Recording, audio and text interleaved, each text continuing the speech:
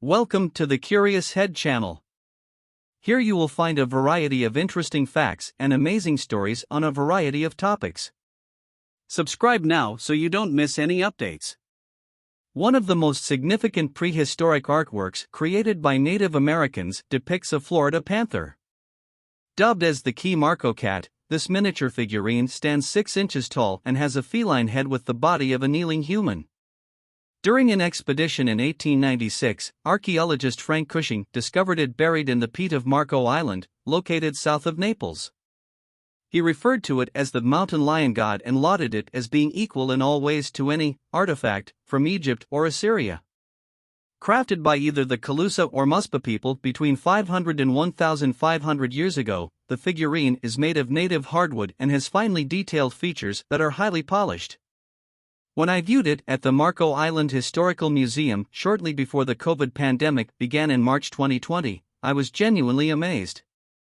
The piece was created with exceptional skill and reverence, leaving a lasting impression. This artwork serves as a reminder that the Florida panther story and its relationship with humans are both intricate and enigmatic. The following is a portion of that story. Confusion and fear. Mountain lions were once prevalent across most of North America before the arrival of Europeans.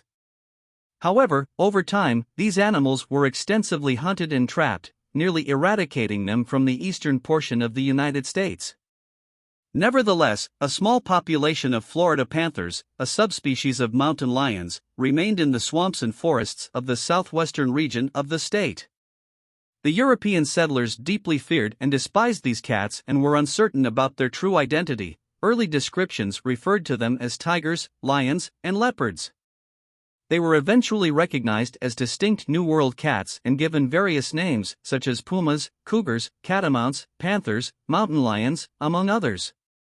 Naturalists believed that there were numerous subspecies, a perspective that persisted until the end of the 1900s. Presently, it is believed that all mountain lions and pumas across their range belong to the same species. Government agencies frequently sponsored hunting expeditions targeting Florida panthers. As per a literature review by Jesse Schneider, a historical ecologist and PhD student at the University of Miami, the state of Florida offered a bounty of $5 per panther pelt in 1887, which is equivalent to over $150 in today's currency. The hunting took a toll, even on the feline's last stronghold in the east. By the 1930s, it appeared that the animals had gone extinct, although a few sightings and killings were reported in the vicinity of the Big Cypress Swamp. Finally, in 1958, the state passed a law making it illegal to hunt the animals, and they were protected under the Federal Endangered Species Act in 1973. In contrast, Native American cultures across the Southeast and elsewhere revered these cats as creatures of significant spiritual importance and power. According to Schneider, this is an animal of extreme significance. There's a deep reverence for the panther. In Legends of the Seminoles, Native American writer Betty Mae Jumper tells the story of how the panther was the first creature to walk the earth, following the Creator's wishes. The cats were bestowed special powers and secrets that could be shared with others, and were given a level of respect similar to that accorded to eagles by other tribes. One Cherokee story also portrays the panther as a heroic figure, as described by the scholar Ryan Wheeler. When the earth was first created, the animals and plants were advised to stay awake for 7 days. Among the animals, only the owl, the panther, and a few others were able to stay awake, and to these were given the ability to see at night and hunt. In Seminole and Miccosukee culture, the panther is revered to the extent that it serves as the namesake for a tribal clan, the Panther Clan, which historically included medicine men. However, the panther can also be portrayed as an antagonist in some tales. For example, one story describes a panther killing a pregnant woman, whose unborn twins eventually become thunder and lightning. Other stories warn of underwater panthers, which are believed to bring misfortune and death. Despite this, the panther is always held in high regard, and archaeological evidence suggests that it was not commonly hunted or eaten.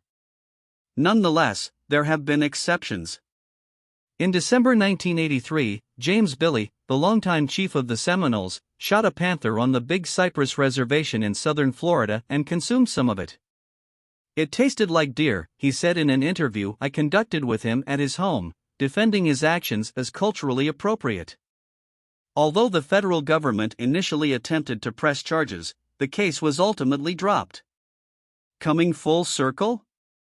After the hunting of Florida panthers became illegal, it was unclear if any of them still existed or if there were any cougars left east of the Mississippi River.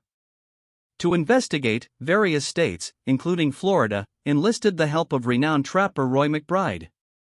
According to McBride, there was no hard evidence that there were any left in the eastern U.S., so they had me come look, and I'd look in all the places I thought I had a chance of finding one. I never found any until I got to Florida. In 1973, McBride finally spotted a female panther at Fish-Eating Creek, north of LaBelle. To rescue the inbred panther population, an unprecedented and successful strategy was implemented in the 1990s. 8 Texas cougars, also caught and transported by McBride, were introduced to breed with Florida panthers and were later removed to maintain the genetic purity of the Florida panther. Today, there are around 200 panthers, a remarkable story of ecological recovery, but their survival is not guaranteed. To expand to the north, where there is more space for them, more green spaces must be protected and more measures taken to prevent vehicle strikes and habitat loss. Florida panthers are once again highly esteemed and celebrated. They are the official animal of the Sunshine State and are honored as the namesake of an NHL hockey team currently in the playoffs. I hope you enjoyed the curiosities presented on this channel. Curiosity is one of the greatest human virtues. Subscribe and leave a like.